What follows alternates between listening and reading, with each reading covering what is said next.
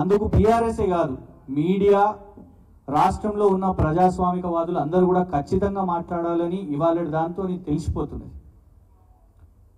మొదట ఫస్ట్ ఒకసారి మనం ఈ వీడియో చూడాలి, ఎందుకంటే మొత్తం మొదలైంది దీంతోనే. కాంగ్రెస్ మంత్రి గారు మాట్లాడిన ఈ వీడియో దయచేసి ఒకసారి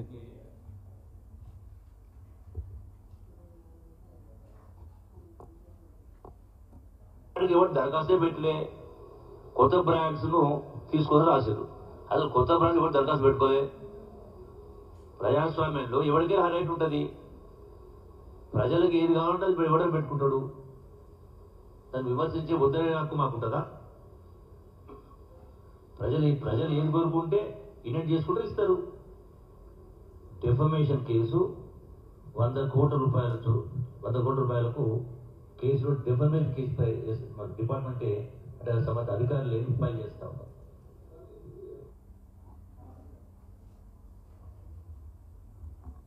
తుగ్లక్ ప్రభుత్వంలో మంత్రి గారు అసలు ఏ కంపెనీ ప్రతిపాదనలు పెట్టలేదు, ఏ కొత్త బ్రాండ్ వస్తలేదు. మీడియా వాళ్ళు ఏమైనా రాస్తే 100 కోట్ల పరువు నష్టం దావా వేస్తామని హెచ్చరించారు. అందరికి కూడా తెలిసిన విషయం. ఆ తర్వాత బీఆర్ఎస్ వాళ్ళం ఇదే కార్యాలయం నుంచి మీ మీడియా ముఖంగా అందరికి కూడా ఈ డాక్యుమెంట్స్ రిలీజ్ చేసినాం. నేషనల్ స్టాక్ ఎక్స్చేంజ్ కు సోమ్ డిస్టిలరీస్ అనే సంస్థ మాకు అనుమతులు వచ్చినాయి. ఎట్లా ఇచ్చింది తెలంగాణ ప్రభుత్వం? ఆ కంపెనీ యొక్క మొత్తం దాని పుట్టుబడిదాన్ని కూడా బయటకు తీసినాం. शराब निर्माता सोम डिस्टिलरी के खिलाफ नकली बियर का मामला दर्ज. नकली मद्యం తయారు చేయడంలో ఈ కంపెనీకి చాలా పేరున్నది. ట్యాక్స్ చోరీలో జైలుకి పోయింది ట్యాక్స్ చోరీ చేసినందుకు. ఇది మధ్యప్రదేశ్ లో రాష్ట్ర ప్రభుత్వం వాళ్ళ లైసెన్స్ జప్తు చేసింది. 8 శాంపిల్లు సేకరించి టెస్ట్ చేస్తే అందులో 7 శాంపిల్ 8లో 7 శాంపిల్లు నకిలీ మద్యం తయారు చేసే కంపెనీ కానీ రాష్ట్ర ప్రభుత్వం ఇచ్చే అధికార కాపీ అక్కడ ఉన్న ప్రెస్ క్లబ్ వాళ్ళు మాకు ఇచ్చిన డాక్యుమెంట్. మధ్యప్రదేశ్ ప్రభుత్వం నుంచి 575 కోట్ల రుణాలు తీసుకొని ఇప్పటి వరకు కూడా కట్టలేదు. ఇది ప్రభుత్వం రిలీజ్ చేసిన డాక్యుమెంట్. వాళ్ళు కోర్టులో కేసు కొట్లాడుతున్నారు. ఇది సీజ్ అయిన మద్యం వాళ్ళు ఎట్లా పర్మిషన్స్ లేకుండా తయారు చేసి ఫ్యాక్టరీలు కూడా కారణం ఏంటంటే మనకు ఒక చిన్న గుడిసె కట్టుకోవాలన్నా కూడా ప్రభుత్వం నుంచి పర్మిషన్లు కావాలి. కానీ ఎకరాల్లో ఫ్యాక్టరీలు పర్మిషన్లు లేకుండా కట్టుకొని మద్యం తయారు చేసే కంపెనీ గూగుల్ మ్యాప్స్ ద్వారా అక్కడ రాష్ట్ర ప్రభుత్వం గమనించి అక్కడ చూసి వీళ్ళు ఇట్లా కంపెనీ నడిపిస్తున్నారా అనేది దాని తర్వాత సీజ్ అయిన ఇమేజ్. ఇవన్నీ బయట పెట్టిన తర్వాత తుగ్లక్ గారి ప్రభుత్వంలో మంత్రి గారు ఈ ప్రెస్ నోట్ రిలీజ్ చేశారు. కాంగ్రెస్ మంత్రి గారు ప్రెస్ నోట్ రిలీజ్ చేసి దానికంటే ముందేమో లేదు ఒక్క కంపెనీ వస్తలేదు, ప్రతిపాదననే పెట్టలేదు, మీరు రాష్ట్ర బిడ్డని మీద 100 కోట్ల పరువు నష్టం దావా ఇస్తామని మీడియా వాళ్ళకి బెదిరించి ఆ తర్వాత మీరు రిలీజ్ చేయగానే ఇవన్నీ బయట పెట్టగానే 24 గంటల లోపే ఈ press note.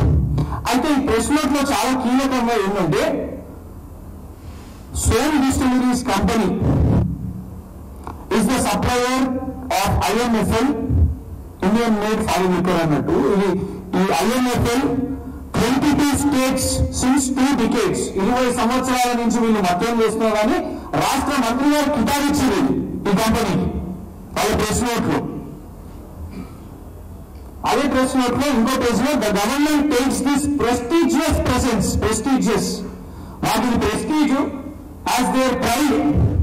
The above said Som distillery is an Indian company.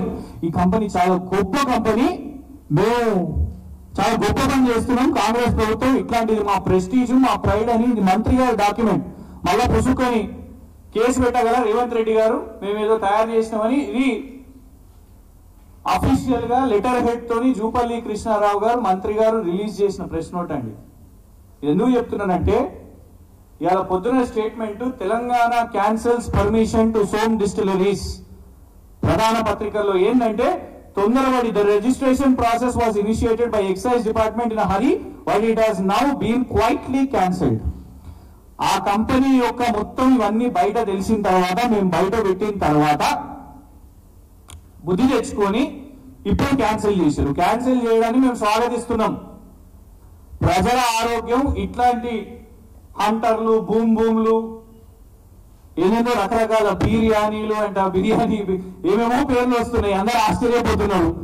ఇట్లాంటి సోమ్ డిస్టిలరీస్, ఈ అన్ని నకిలీ మద్యంలో ఉన్న కంపెనీలు ఇవన్నీ వచ్చి వినియోగదారుల ఆరోగ్యానికి ఇబ్బంది కలుగుతుంది కాబట్టి, అండ్ మరి ముఖ్యంగా ప్రభుత్వం యొక్క ధనాన్ని వేల కోట్ల కుంభకోణాలు చేసిండు. అక్కడ ఉన్న రాష్ట్రాల్లో కూడా ఆయనను మరో విజయమాల్య అయ్యి పరారైతాడు అని ప్రధాన పత్రికల్లో ఫ్రంట్ పేజీలలో వచ్చినాయి.